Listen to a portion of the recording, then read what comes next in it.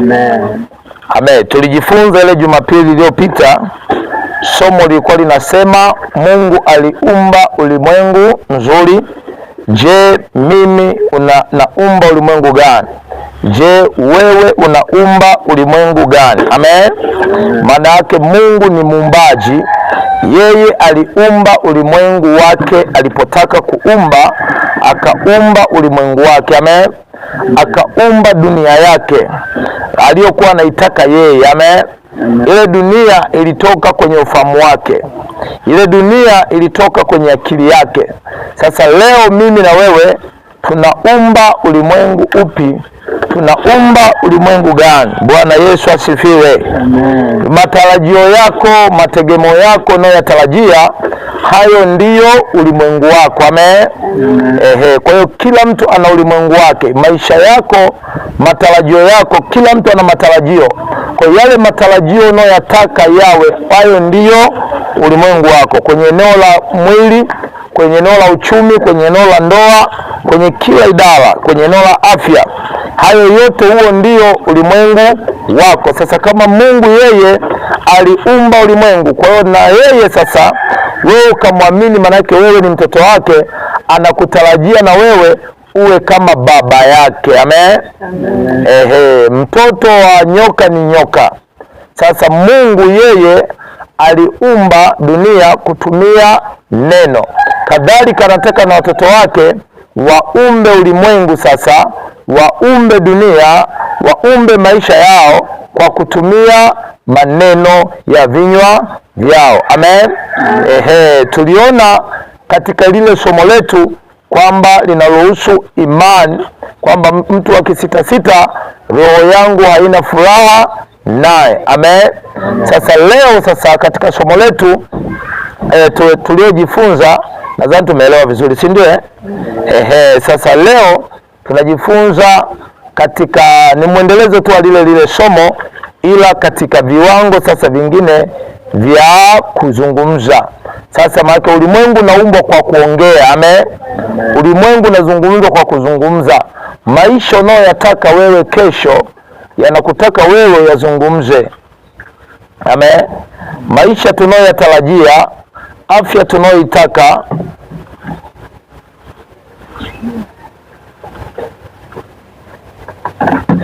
sasa maisha tunayoyataka yanatutaka tuseme, tuzungumze. Amen.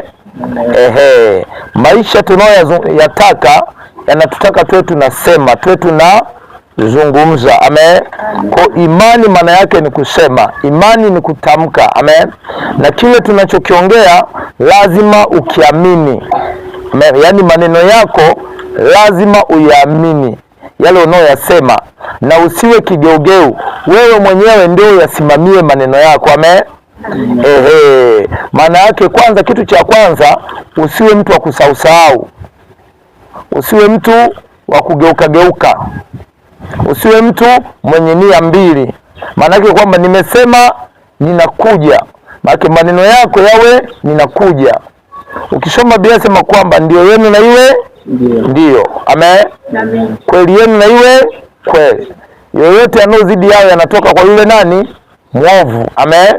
Kwa hiyo sasa lazima uweze kusimamia yale maneno, usimamie maono yako. Amen. Ili yale maono mpaka uweze kuona yanatimia. Usimamie yale maneno ili uone mpaka yanatokea. Sawa? Sasa maana yake, ndio maana hebu tusome katika kile kitabu cha Methali sura ya 8, tuanzie mstari wa kwanza na kuendelea. Tuanzie 1 na kuendelea. Amen. Methali 8:1 na kuendelea. Nasemaje? Je, hekima hali? Sikiliza, je, hekima hali? Ufahamu hautoi sauti yake? Ufahamu hautoi sauti yake? Juu ya mahali palipoinuka karibu na njia. Penye njia panda. Penye njia panda ndipo asimamapo. Ndio. Karibu na malango. Karibu na malango. Pa kuingia mjini. Mahali pa kuingia mjini. Kuingilia malango anapiga kelele. Enyi watu. Enyi watu. Nawaita nyinyi. Sauti yangu ni kwa wanadamu. Enyi wajinga. Enyi wajinga. Famuni welevu. Enyi wapumbavu. Mpate moyo kufahamu. Sikieni. Maana nitasema aliyo mazuri. Sikiliza anapozungumza enyi wapumbavu. Wapumbavu sio tusi. Si ndio? Wajinga, mjinga sio nini? Tusi. Mungu anapokuambia upumbavu au ujinga, maana yake anamaanisha ujinga wa nini? Upumbavu wa nini? Wa akili yake. Mtu yoyote ambaye hana akili ya Mungu, maana yake ndivyo anavyoitwa na Biblia. Endelea. Maana kinywa changu kitasema kweli. Maana kinywa changu kitasema nini? Ni chukizo kwa midomo yangu. Nini? Na uovu ni chukizo kwa midomo yangu. Umeona hapo? Umeona kwamba uovu ni chukizo kwenye midomo yangu. Maana yake yeye hana kauli hizo mbili. Amen. Endelea. Maneno yote ya kinywa changu yana haki. Maneno yote ya midomo yake yana haki. Umeona? Sasa na wewe maneno yako lazima yote uweze kusimamia maneno yako. Uweze kusimamia kile unachokisema. Sasa ndio maana imani inakutambuaje kwamba una imani? Imani itakujua una imani baada ya wewe kile unachokizungumza kukipokea, kukikubali. Soma. Maneno yote ya kinywa changu yana haki. Ndio. Hapana hata neno lililopotoka au la ukaidi. Hapo unaona hapana neno lolote lililopotoka au la nini? La ukaidi. Ndio. Yote humwelekea yule amfahamuye. Yote huelekea. Hayo maneno huwa yanawaelekea wale wanaofahamu. Ndio. Yote huelekea mbele yao waliopata maarifa. Yote huelekea mbele yao waliopata maarifa. Maneno mazuri huelekea kwa waliopata maarifa. Endelea. Pokea mafundisho yangu. Anasema sasa pokea mafundisho yangu wala si nini? Fedha. Na maarifa kuliko dhahabu safi. Anasema maarifa kuliko dhahabu nini? Safi. Alafu maana hekima ni bora kuliko marijani. Hekima ni bora kuliko marijani. Wala vyote vinavyotamanika vilingani nayo. Mimi hekima nimefanya uelevu kuwa kao nini langu. Ndio. Natafuta maarifa na busara. Kumcha Bwana ni kuchukia uovu. Kumcha Bwana ni kukataa maovu. Kiburi na majivuno na njia mbovu. Ndio. Na kinywa cha ukaidi pia na vichukia. Shauri ni langu. Na maarifa yaliyo sahihi ni yangu. Mimi ni ufahamu. Mimi nina nguvu. Msaada wangu wa falme umiliki. Umeona, kwa msaada wangu wa falme umiliki. Na wakuu wanahukumu haki. Kwa msaada wangu wakuu utawala. Kwa msaada wangu wakuu utawala. Nani huyo? Kwa hekima, maarifa. Kama una maarifa huwezi kutawala. Kama una maarifa utaweza kumiliki. Endelea. Na waungwana. Naam. Waamuzi wote wa dunia. Na wapenda wale wanipendao. Wale wanitafuta kwa anayeongea na wapenda wale wanipendao ni nani? Ni hekima huyo. Maarifa. Maana yake maarifa ukiyapenda na mwenyewe yanakupenda. Usipowapenda na mwenyewe yanakuchukia. Anasema na wapenda wale wanipendao na wale wanaonitafuta kwa bidii. Anazungumza kutafuta kwa bidii nani? Hekima, maarifa. Sasa watu wengi tunadhani kwamba kumtafuta Mungu kwa bidii labda ni kwenda mlimani. Simenelewa. Kipindi hicho mimi nikiwa bado mjinga, sijui sasa mimi nilikuwa nakaa milimani kule, ndio kwa makao yangu. Simenelewa. Kwamba naenda kumtafuta nani? Mungu. Hasa naenda kule mlimani, nikienda kumtafuta Mungu huko ndio naenda kuomba. Nakumbuka siku moja likawa giza limetanda, likawa jeusi. Sawa? Sio kwamba kuomba hapa anazungumzia kumtafuta nani. Kasema hapo Mungu anatafuta wapi? Kwenye maarifa. Umeona? Kwenye ufahamu. Sasa ule ufahamu ndio anasema wakuu humiliki, wakuu utawala. Sema amen. Nimefurahi sana kukuona. Cheki pale. Amen. Naelewa vizuri Kwa hiyo sasa somo letu tunajifunza, tumesoma hapa kwa habari ya methali. Endelea. Ujasiri, utajiri na heshima ziko kwangu. Ujasiri, sikiliza. Utajiri alafu na heshima ziko kwangu. Zote ziko wapi? Kwangu. Ndio. Naam, utajiri udumuo na haki. Naam, utajiri udumuo na haki pia. Alafu matunda yangu hupita dhahabu. Matunda yangu yanapita dhahabu, maanake matokeo baada ya ile hekima, baada ya maarifa, matokeo utakayoyapata. Anasema kupita nini? Dhahabu. Ndio. Naam, dhahabu safi. Naam, dhahabu safi. Na faida yangu upita fedha iliyoteule. Na faida yangu upita fedha iliyoteule. Maarifa hayo. Natembea katika njia ya haki. Natembea katika njia ya haki. Katikati ya mapito na hukumu. Katikati ya mapito na nini? Ya hukumu. Ndio. Niwarithishe mali wale wanipendao. Na niwarithishe mali wale wanipendao. Amen. Nipate kuzijaza hazina zao. Ili nipate kuzijaza hazina zao. Simone anasema niwarithishe mali. Amen. Wale wafanyaje? Wanipendao. Anasema niwarithishe mali wale wafanyaje? Wanipendao. Endelea. Bwana alikuwa nami katika mwanzo. Bwana alikuwa nami katika mwanzo wa nini? Wa njia yake. Alafu kabla ya matendo yake ya kale. Nalitukuka tokea milele. Kabla kabla haijakuwako dunia. Ndio. Wakati visipokuwako vilindi nalizaliwa.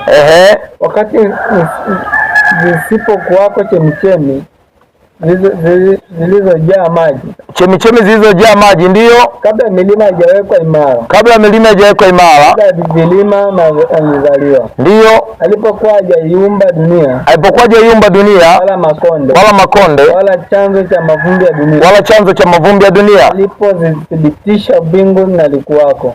Nilipozithibitisha mbingu. Huyu aliyekuweko ni nani? Ni maarifa. Vizuri sana.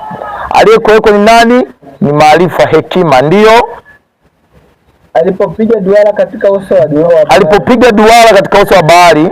Alipofanya imara mawingu. Alipofanya imara mawingu. Kwa nini? Yaliyo juu. Chemichemi za bahari zikapata nguvu. Chemichemi za bahari zikapata nguvu. Alipoipa bahari mpaka wake. Alipoipa bahari mipaka yake. Kwamba maji yakae yasiasi amri yake. Maji yakae yasiasi amri yake. Alipoyagiza misingi ya nchi. Ndipo nilipokuwa pamoja naye. Nikawa pamoja naye. Kama stadi wa kazi. Kama stadi wa kazi. Nikawa furaha yake kila siku. Umeona, nikawa furaha yake kila nikifurahia daima mbele zake. Haleluya. Nikifurahia dunia inayokaliwa. Umeona, nikifurahia. Huyo ni nani sasa? Alikuwa kwa nani? Kwa Mungu. Akawa furaha yake. Manake wewe, ile hekima, yale maarifa yanapokuwa kwako, manake utakuwa unasikia furaha. Umeona, kama vile hekima inaposema nikawa furaha daima. Hasa maarifa unapokuwa nayo, hekima unapokuwa nayo, unakuwa na furaha, unakuwa unasikia moyoni mwako nini? Furaha. Amen. Kwa yale matokeo, kwa sababu hekima ina matokeo. Amen. Maarifa yana matokeo. Sasa ndio maana huyu Mungu alikuwa anazungumza na iwe anga. Umeona? Na iwe chemichemi ya maji. So unaona, anasema nilipofanya chemichemi ya maji, anasema anga. Umeona? Halafu miti. Hasa baadaye huyu Mungu alikuwa anasema, hasa ndio ile hekima inajifunua hapa. Aliyekuwa anaongea ni nani? Ni hekima, ni yale maarifa. Maanake maarifa huwa yanaongea, hekima huwa inazungumza. Umenielewa? Sasa ndio maana sasa kama tulivyojifunza, Mungu aliumba ulimwengu mzuri. Je, mimi na wewe tunaumba ulimwengu gani? Hasa lazima na wewe sasa uwe kama baba yako aliyemwamini, uumbe. Maana yake si kwamba uongee, uwe unazungumza na kile unachokisema ukisimamie. Maneno yako sasa uyasimamie. Amen. Kile unachokiongea ukisimamie. Sasa hebu tusome, tunajifunza sasa katika leo somo letu tunakuja katika kukiri sasa, kukiri.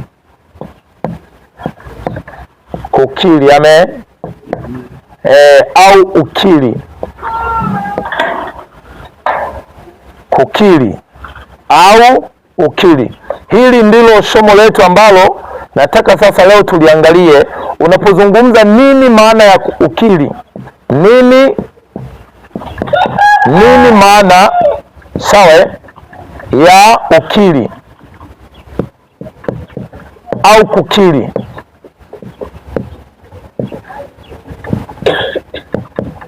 Maana yake nini? Unaposema nini maana ya ukiri au kukiri, maana yake nini? Unapozungumza kukiri, maana yake namba moja, kukiri maana yake namba moja ni kukubali. Sawa? Kukubali. Sawa? Hiyo ndio namba moja. Namba mbili, kukiri hapa. Namba mbili, kukiri maana yake au kuungama. Sawa? Kuungama.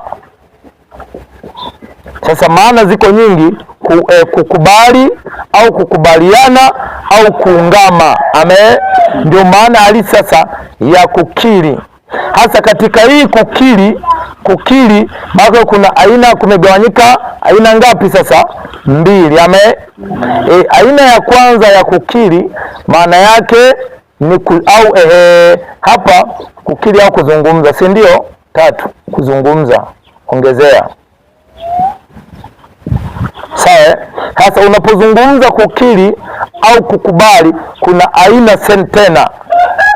Kuna kukiri kwa namba moja kwa mwenye dhambi. Sawa? Mtu ambaye hajawahi kabisa kuamini, hajawahi kusikia habari za nani? Za Yesu. Sawa? Hiyo namba moja. Kukiri kwa nani? Kwa mwenye dhambi. Sawa? Hii namba moja. Namba mbili, kuna kukiri ambaye huyu mwenye dhambi hajawahi kuokoka. Sawa? Kuna kukiri kwa agano la zamani. Kukiri kwa agano la zamani. Kukiri agano la zamani. Sawa? Haya, kuna kukiri kwa agano jipya. Sawa? Kukiri kwa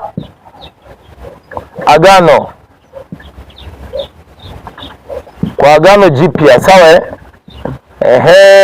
Halafu kuna kukiri namba 4 kwa mtu ambaye aliyekuwa ameokoka baadaye akarudi nyuma. Sawa? Kuokoka na kurudi nyuma. Sawa?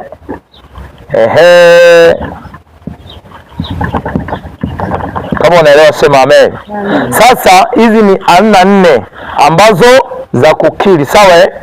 Nini maana ya kukiri? Kukubali au kuungama au kuzungumza, kuongea, kusema. Ninaposema maana yake ninakiri. Umenielewa? Ninapozungumza maana yake ninakiri. Amen. Sasa kuna aina sasa hapa, kukiri kwa mwenye dhambi na kuna kukiri kwa agano la zamani. Hebu tuangalie kwa agano la zamani kwanza. Tuangalie kwa agano la zamani. Agano la zamani tunasoma wapi? Mathayo sura ya 3. Mathayo sura ya 3, tuanzie ule mstari wa kwanza mpaka wa 6. Soma mahali hapo. Biblia inasemaje? Siku zile aliondokea Yohana Mbatizaji akihubiri katika nyika ya Uyahudi na kusemaje? Tubuni kwa maana ufalme wa Mungu umekaribia. Kwa sababu huyo ndiye aliyenenwa na nabii Isaya akisema, sauti ya mtu aliyaye nyikani Itengenezeni njia ya Bwana, yanyosheni mapito yake. Naye Yohana mwenyewe alikuwa na vazi lake la singa za ngamia, na mshipi wa ngozi kiunoni mwake, na chakula chake kilikuwa nzige na asali ya mwitu. Ndipo walipomwendea Yerusalemu, wakamwendea Yerusalemu na Uyahudi wote na nchi yote ya kando kando ya Yordani, naye akawabatiza katika mto Yordani, huku wakiziungama dhambi zao. Kama unaelewa sema amen. Mathayo 3, hii hapa nimeandika Mathayo 3:1 mpaka 6. Sawa? Huyu ni Yohana Mbatizaji anawatangazia watu tubuni, huku wakiziungama dhambi zao. Amen. Kutubu maana yake ni kukiri au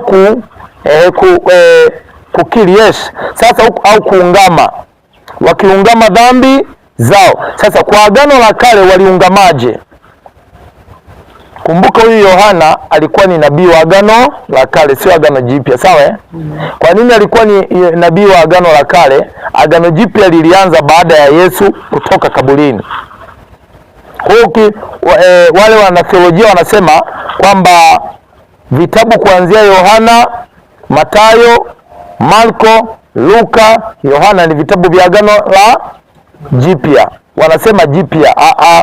Agano Jipya alianzii kwenye hivyo vitabu. Agano Jipya linaanza kwenye Matendo ya Mitume, ile sura ya 1. Sawa? Baada ya Roho Mtakatifu kuja, lile ndio Agano Jipya. Amen. Baada ya Yesu kufa akafufuka, ndipo Agano Jipya likaanzia pale. Amen. Kwa hiyo tunasema tu vile kwa kutusaidia tu kwamba vitabu vya Agano Jipya kukuletea wepesi wa kuelewa. Sawa? Lakini sasa hapa tunajifunza kwa habari ya toba. Wakatubu. Hii ilikuwa ni toba ya Agano la Kale. Unadhani walitubuje? Unadhani walitubuje? Walibatizwa. Okay, kama walibatizwaje? Yaani ukiwa sasa unabatizaje? Kwa jina la Baba, Mwana na Roho Mtakatifu, au walitubuje? Kwa kipindi kile bado Roho Mtakatifu alikuwa hajaja.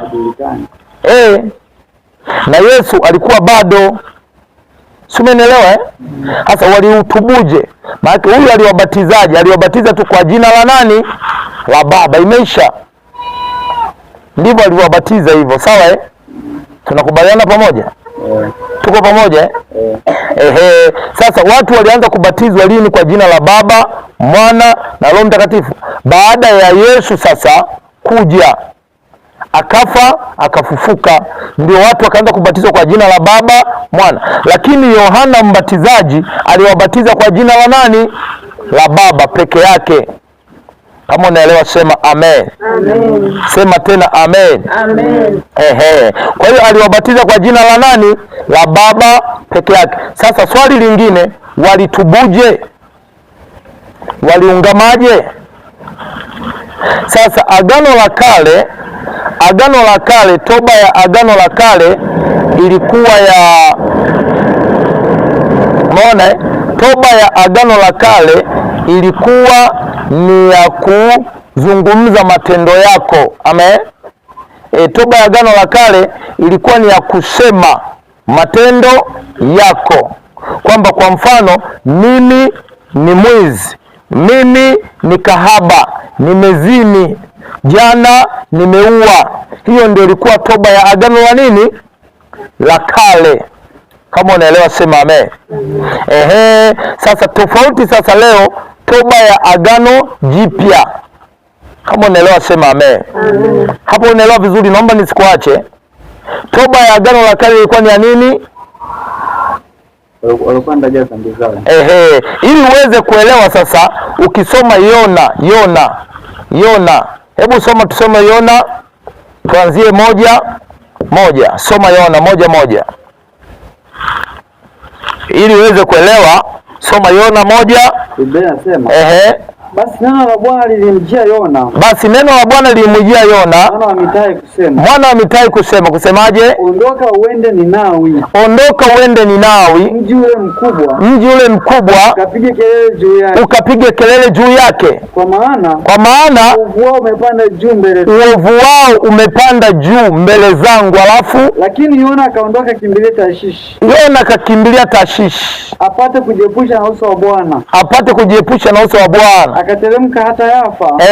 Akaona merikebu inayokwenda Tashishi. Inayokwenda wapi? Tashishi. Basi akatoa nauli. Akapanda merikebuni. Aende pamoja nao. Tashishi. Ajiepushe na uso wa Bwana. Lakini Bwana akatuma upepo mkubwa baharini. Ikawa tufani kubwa baharini. Hata merikebu ikawa karibu na kuzama. Basi wale mabaharia wakaogopa. Kila mtu akamwomba Mungu wake. Nao wakamtupa baharini. Wakatupa baharini shehena iliyokuwa merikebuni. Shehena zilikuwa merikebuni, maana mizigo, ili kupunguza uzito. Lakini Yona alikuwa ameshuka hata pande za ndani za merikebu. Akajilaza akapata usingizi. Basi naweza akamwendea. Akamwambiaje? Una nini na wewe unayelala usingizi? Amka ukamwombe Mungu wako. Labda Mungu huyu atatukumbuka, tusifanyaje? Tusipotee. Wakasemezana kila mtu na mwenzake. Haya na mpige kula. Pata kujua mabaya haya yametupata kwa sababu ya nani? Umeona?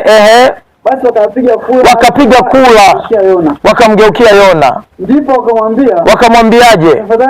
Tafadhali tuambie. Wewe ambaye mabaya haya yanatupata kwa sababu yako. Kazi yako ni kazi gani? Na wewe umetoka wapi?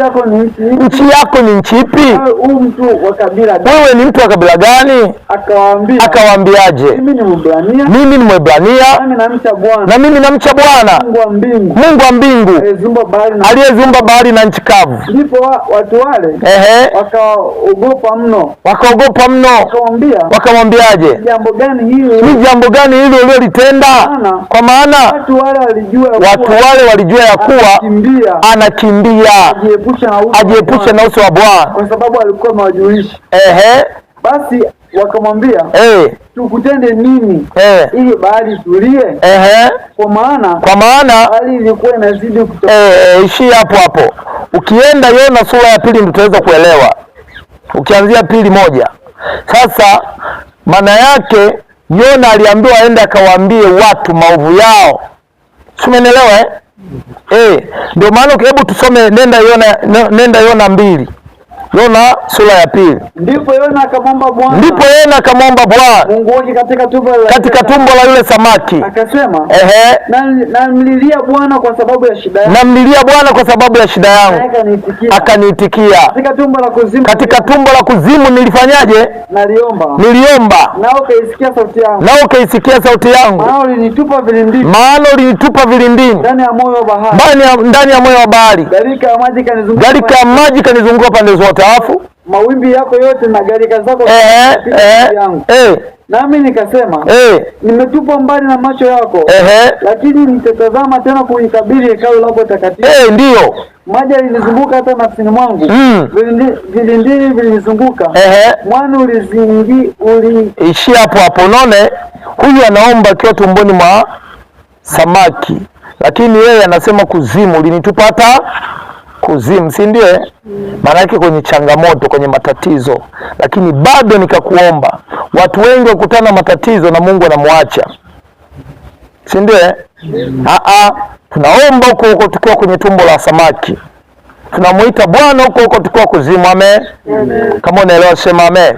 Sasa unaona, lakini ukiendelea utaona Yona anaenda Ninawi, anapaza sauti kwa habari ya watu dhambi. Ndio watu wanaingia toba, wanavaa magunia, ishara kufanyaje? Ya kutubu. Sasa ukija ukasoma Yeremia, soma Yeremia 1 tuanzie 9 mpaka 10. Soma hapo chap. Yeremia inasemaje?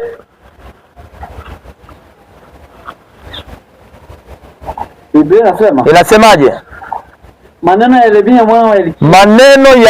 mwana wa nani? Wa Ilikia. Mmoja makuhani waliokuwa katika Anatoti. Katika nchi ya Benyamini. Ambaye neno la Bwana lilimjia katika siku za nani? Yosia. Mwana wa Amani. Mfalme wa Yuda. Katika mwaka wa 13. Kumiliki kwake. Yeremia 1:9 mpaka 10 kwa kumiliki kwake ndio 9. Yeremia 1 sura ya 9 mpaka ya 10. Mstari 9 mpaka 10. Yani Yeremia sura ya kwanza mstari wa 9 mpaka wa 10. Ndipo Bwana akaonyosha mkono wake, akanigusa midomo yangu. Bwana akaniambiaje? Tazama nimetia maneno yangu kinywani kwako, alafu angalia nimekuweka leo juu ya nani? Ya mataifa, alafu na juu ya ufalme, ili kung'oa na kubomoa na kuharibu na kuangamiza, ili kujenga na kupanda. Ndiyo. Tena neno la Bwana likanijia kusemaje? Yeremia, unaona nini? Nikasema naona ufito wa mlozi. Ndipo Bwana akaniambiaje? Umeona vyema, kwa maana naliangalia neno langu nipate kufanyaje? Neno la Bwana likanijia mara ya pili kusemaje? Unaona nini? Likasemaje? Naona sufuria lenye maji yatokotayo, na midomo yake inaelekea upande wa kaskazini. Ndipo Bwana akasemaje? Toka kaskazini mabaya yatatokea na kuwapata watu wote wakao katika nchi hii, kwa kuwa tazama jamaa zote za falme za kaskazini. Asema Bwana. Nao watakuja na kuweka kila mtu kiti chake cha enzi mbele ya mahali pa kuingia. Ndio. Malango ya Yerusalemu. Na kuzielekea kuta zake pande zote. Na kuelekea miji. Sasa ishia hapo, utasoma kwa wakati wako. Yeremia na yeye anaambiwa aende akawaambie watu, maana maovu yamefika mbele za nani? Za Bwana. Sawa. Sasa nataka kuonyesha agano la kale lilikuwa ni agano la kuambia watu maovu yao au la kufichua uovu. Si umenielewa vizuri? Agano la kale lilikuwa la kufichua uovu. Hakuna uovu wowote ambaye mwanadamu angetenda halafu usifichuliwe. Si umenielewa vizuri? Nani alishamuona kwenye nabii wa agano wa kipindi chetu anafichua uovu kwamba wewe jana ulilala na mwanamke? Nani alishaona kwamba wewe jana uliiba? Siku moja siku moja nikakutana na watu wanasimuliana nimeenda kwa nabii fulani. Nilipofika kwa nabii akaniambia 1, 2, 3, lakini hakunieleza dhambi yangu ambayo niliyoifanya. Kwa hiyo nikawa naogopa sana, nikawa ninatetemeka kwamba labda aliniona nilifanya tukio fulani. Sio, umeelewa? Kwa agano la kale Roho wa Mungu alikuwa anafichua matatizo ya watu. Sio, umeelewa vizuri? Hasa ndio maana Yohana anapokuja kuambia watu tubuni. Kwanza toba ile ilikuwa ni kwa ajili gani? Hebu tusome katika kile kitabu cha Petro wa kwanza sura ya 3 na ule mstari tuanzie wa 18, 19. Tunaangalia toba ile ya Yohana Mbatizaji ilikuwa kwa ajili gani? Fungua mamangu. Petro wa kwanza ambaye alikuwa anatubuje. Ndio sasa tunaangalia sasa kwenye Petro. Yaani hiyo inatupeleka kwenye kwa maana Kristo naye aliteswa mara moja kwa ajili ya dhambi, mwenye haki kwa ajili yao wasio haki, ili tulete kwa Mungu. Mwili wake akauawa, ndio wale roho yake akauishwa, ambayo kwa hiyo aliwaendea roho waliokaa kifungoni, ndio akawahubiri. Aliwaendea roho waliokaa vifungoni akawahubiri. Kama unaelewa sema amen. Sema tena amen. Ngoja tunatafuta toba ya Petro 3:21, si ndio? Na mimi nilikuwa nani hapa ningepiga haya Petro 3:21, twende. Mfano wa mambo hayo ni ubatizo. Sikiliza, mfano wa mambo hayo ni ubatizo unaookoa ninyi pia siku hizi. Unaookoa nyinyi pia siku hizi. Sio kuwekea mbali uchafu. Sio kuwekea mbali uchafu wa mwili, bali jibu la dhamiri safi mbele za Mungu. Bali jibu, sio jipu, jibu la dhamiri safi. Jibu la dhamiri safi mbele za nani? Kwa kufufuka kwake Yesu Kristo. Sasa huu ni ubatizo. Hapo kuna ubatizo wa aina ngapi? Mbili. Kuna wa Yesu na kuna wa Yohana. Sifundishi somo la ubatizo, sawa? Ila hapo kuna mambo mawili. Kuna ubatizo hapo amezungumzia ule wa maji ambao ndio amesema sio kwa ajili ya kuondolea nini? Uchafu, kuweka dhamiri safi. Si umenielewa? Bali ubatizo unaookoa nyinyi ni ule wa kufufuka Yesu Kristo. Baki hapo kuna ubatizo ngapi? Mbili. Ametaja ule wa Yohana ambao sio kusafisha dhamiri, sawa? Hapo ndio akataja sasa huo wa pili wa Yesu. Kama unaelewa sema amen. Sema tena amen. Sasa hapa nataka nikuonyeshe ubatizo ule wa Yohana wa tubuni. Maana yake huu ubatizo sasa ulikuwa ni kwa ajili gani? Watu kukiri dhambi zao, kujutia madhambi yao. Umeelewa? Hata Yesu alipoanza kuhubiri Yohana, Mathayo, soma Mathayo 4:13. Soma hapo chapu. Soma Mathayo 4:13. Akatoka Nazareti. Akakaa Kapernaumu. Mji ulioko pwani. Mpaka mwa Zabuloni na Naftali. Mpaka mwa Zabuloni na Naftali. Ili timie neno lililonenwa na nabii nani? Akisemaje? Nchi ya Zabuloni na nchi ya Naftali. Nchi ya Zabuloni na nchi ya Naftali. Njia ya bahari ng'ambo ya Yordani. Galilaya ya mataifa. Watu wale waliokaa katika giza wameona mwanga mkuu, na waliokaa katika nchi na uvuli wa mauti mwanga umewazukia. Tokea wakati huo Yesu, sikiliza, Yesu alianza kuhubiri na kufanyaje? Na kusemaje? Tubuni, kwa maana ufalme wa Mungu umekaribia. Somona alichokihubiri Yohana na anachokihubiri Yesu.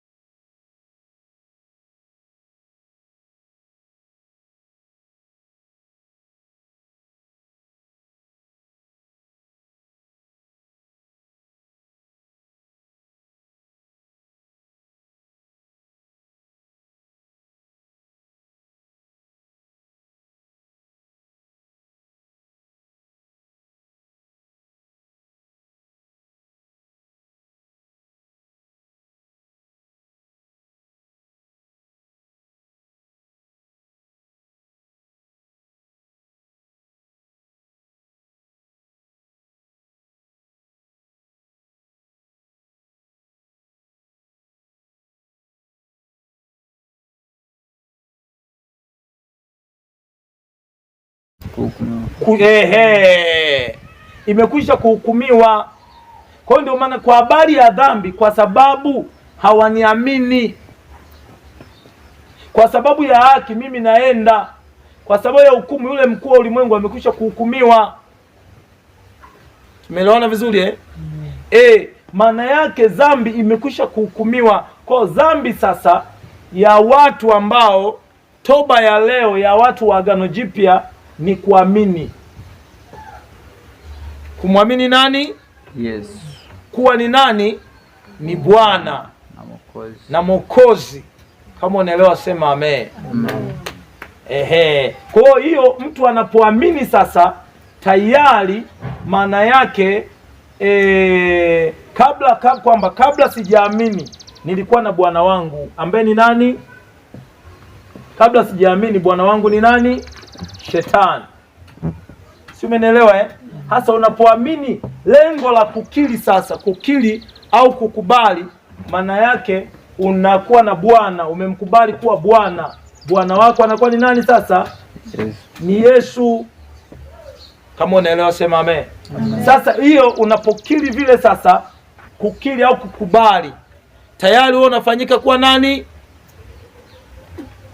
Mwenye haki. Kama unaelewa sema amen. Amen. Sasa nataka nikuonyeshe vizuri uweze kuelewa kukiri kwa Agano la Kale na kukiri kwa Agano Jipya. Agano Jipya leo ni la kukubali. Unakubali kile Mungu alichokifanya kwako. Kwa wewe jukumu lako ni nini? Wewe jukumu lako ni kusema. Wewe jukumu lako ni kuanza kuzungumza. Kama unaelewa sema amen. Wewe jukumu lako sasa ni kuanza kusema, ni kuanza kuzungumza. Amen. Sasa hiyo ndiyo tofauti ya agano lile la zamani na Agano Jipya. Sema tena amen. Sumola, nani ajaelewa hapo? Nani ajaelewa? Tumeelewa wote vizuri kama ujaelewa unaweza kusema umeelewa.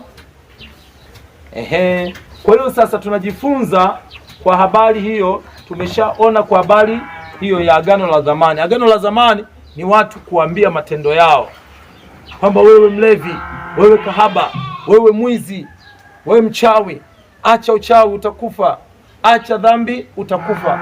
Ndio lilikuwa agano hilo la zamani, ambapo tumesoma Yona na Yeremia. Sawa Sasa Agano Jipya leo ndio linakuja sasa hapa kwenye Yohana 16 kwa habari ya dhambi hapa, kwa sababu hawaamini. Kwa habari ya haki, mimi naenda hukumu, yule mkuu amekwisha kuhukumiwa. Maana yake dhambi imehukumiwa, kifo kimehukumiwa, mauti imehukumiwa. Sio, tunaelewa vizuri tayari nani aliyehukumu? Yesu. Kwa sasa jukumu letu sisi sasa ni kuamini Yesu. Kama unakuwa umeamini Yesu sasa tayari wewe acha kujiona. Ndio maana anza kuongea sasa, kukiri ushindi. Zungumza ushindi, zungumza afya kwenye maisha yako, kwa sababu tayari dhambi imehukumiwa. Unapozungumza neno dhambi, ni neno pana. Neno dhambi limebeba kifo, mauti, laana, uchawi, umaskini. Ndio maana ya neno dhambi. Sasa Yesu alipohukumu hapa tayari, sasa wewe jukumu lako ni kuanza kukiri, kuzungumza kile Mungu alichokifanya kwako. Sawa zungumza ushindi, zungumza afya, zungumza mema, jinene. Kwa mfano mimi nasema, ni mfano na macho mazuri, mfano huo. Sawa natoa tu mfano. Sasa sumona huyu nimezungumza na macho nini.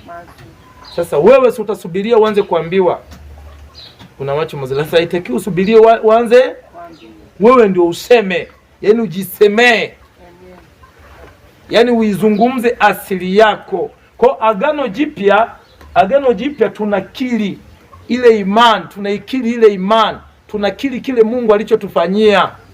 Kumbuka tulijifunza ile Jumapili iliyopita kwamba tulijifunza kwamba Mungu aliumba ulimwengu mzuri. Je, wewe unaumba ulimwengu gani? Mungu aliumba ulimwengu mzuri, mimi naumba ulimwengu gani? Sawa, tumesoma kwenye Mithali ile 8 hapa kwamba ile hekima, maarifa, umeone yakawa midomoni mwake, akawa anasema hasa hiyo hekima ndio amekupa wewe. Kwa zungumza, sema, kili wili. Unaelewa? Kama unaelewa sema amen. Amen. Sasa ndio maana ukili sasa wao wa Agano Jipya na Agano la Kale. Nani hapo kaelewa? Agano Jipya lilikuwa, Agano la Kale lilikuwa ni nini? Sema dhambi zako. Agano Jipya unakubali. Hata ukimuona mtu anahubiri nyinyi walevi, nyinyi wachawi, maana yake yule ni mchanga tu, anakuwa bado hajafundishwa, si ndio? Acha Agano la Kale mama yangu lilikuwa la kuambia watu. Kwa mfano mimi nimesali au nimekutana na watu wanakuambia si injili ya leo ilikuwa ni upanga, leo alikuwa nasemwa mama fulani, leo alikuwa nasemwa baba fulani. Injili ya leo maki ikipigwa watu wanaanza kuangaliana, hapa tunapigwa, tunasemwa. Ukitoka pale kwamba injili ni upanga, injili ni moto. Injili hiyo sio injili, kwa sababu neno la Mungu, sawa, unapozungumza waambie watu maovu yao au kemea, sababu kwenye ile Timotheo nasema onya, karipia, si ndio? Kwenye ile Timotheo 3:16 onya, karipia, kemea, si ndio? Hasa kuonya, mfundishe mtu kile Mungu alichokitendea. Sasa Mungu yeye alichokufanyia, sasa usiione ile asili yako ya zamani, usijione tena yale mabaya yako. Amen. Kama umemwamini Yesu afu bado unajiona vile vile, pale umepelea kitu kimoja, maarifa, ufahamu. Kama unaelewa sema amen. So umeona sasa ukili wa Agano la Kale na ukili wa Agano Jipya, sawa? Hukumu ya dhambi tayari imekwisha kuhukumiwa. Sasa jukumu la mtu sasa inatakiwa aanze kujifunza neno. Lile neno ndio ligeuke kuwa lugha yako. Lile neno ligeuze kuwa maneno. Lile neno ligeuze kuwa usemi. Sawa sawa na ule hekima tuliojifunza kwenye Methali. Tunamalizia ukili kwa agano, kukili kwa Agano Jipya. Tumemaliza huko, si ndio? Tukaja kuokoka na kurudi nyuma kwa mwenye dhambi. Kwamba mtu alikuwa ameokoka. Kwa mfano mimi nakutana na watu anakuambia nilikuwa nimeokoka nikarudi nyuma. Kuna mtu mmoja niliwahi kukutana naye, nakumbuka huyu mtu aliniambia, mimi nikienda ibadani nasikia hukumu ndani ya moyo wangu kwa habari ya nini? Ya dhambi. Najiona mimi na hatia, mimi najiona mimi ni mdhambi. Hebu tusome Walumi sura ya 10. Walumi 10 tuanzie mstari wa 9 mpaka wa 10. Sawa? Walumi sura ya 10 mstari wa 9 mpaka wa 10. Kwa sababu ukimkiri Yesu kwa kinywa chako, kwa sababu ukimkiri Yesu kwa kinywa chako ya kuwa ni Bwana, na kuamini moyoni mwako ya kuwa Mungu alimfufua katika nini? Wafu. Utaokoka. Sikiliza, ukimkiri Yesu kwa kinywa chako na kuamini moyoni mwako ya kuwa Mungu alimfufua katika wafu, utafanya nini? Utaokoka. Kwa maana kwa moyo mtu amini hata kupata haki, na kwa kinywa ukiri hata kupata wokovu. Vizuri sana. Ngoja tufanye kitu kimoja hapa. Kama unaelewa sema amen.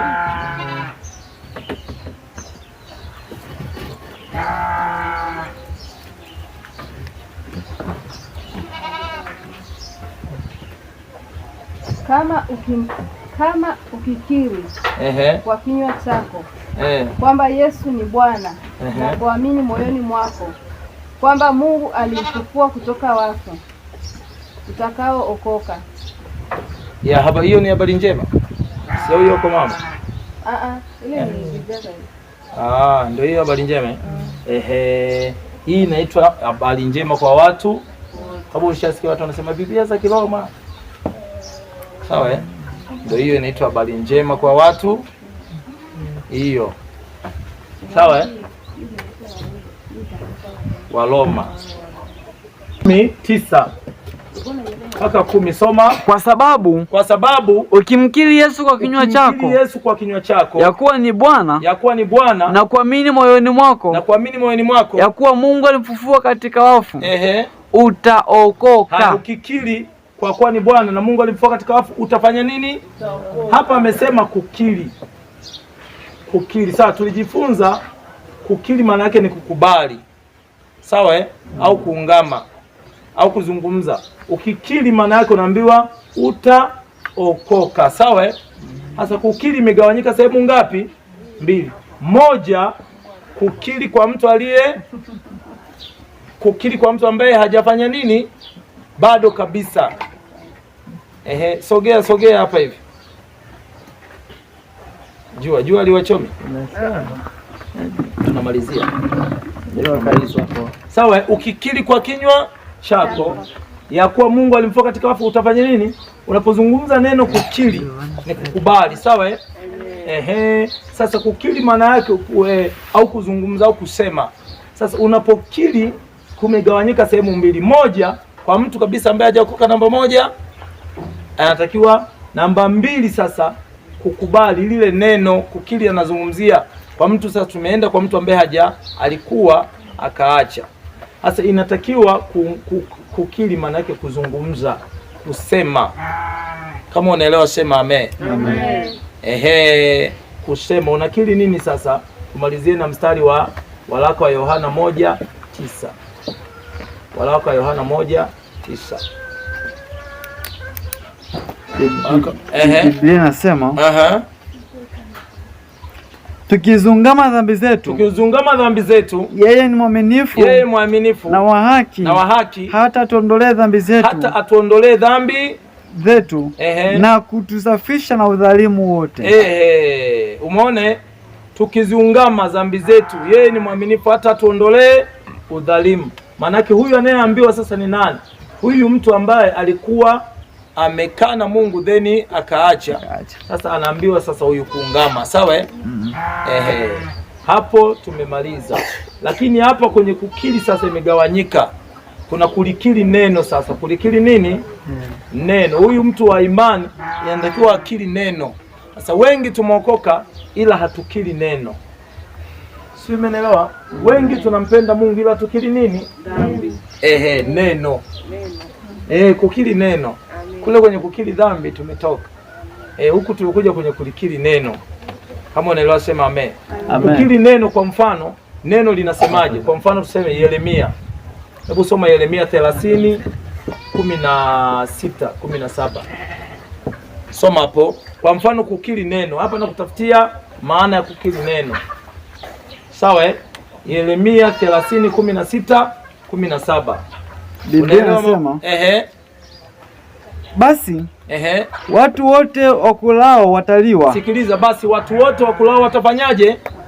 Halafu na adui zako wote watakwenda kufungwa. Adui zako wote watakwenda kufungwa. Halafu kila mmoja wao na hao waliokuteka nyara watatekwa na wote waliokuwinda nitawafanya kuwa mawindo. Maana nitakurudishia afya. Nasema nitakurudishia afya. Nami nitakuponya jeraha zako.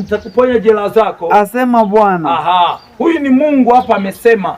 Sasa ili mimi nifanye hili neno liwe la kwangu, inatakiwa Mungu amesema nitakurudishia afya. Unakiri sasa neno. Inatakiwa useme Mungu ulisema kwenye neno lako utanirudishia nini? Afya. Sasa na wewe unasema ninapokea afya. Ninakubali mimi ni mzima. Nina uzima ndani yangu. Ulisema wanaonila wakulao wataliwa. Wanaoniwinda ukasema utawafanya kuwa mawindo.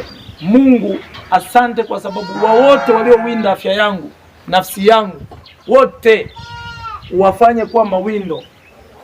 Unaona? Kwa unakuwa unalikiri lile neno. Unapolikiri neno maana yake ndio unaanza kufanya uumbaji.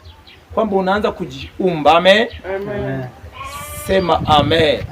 Tumeshia hapo. Mungu akubariki. Simama juu. Nani ana swali?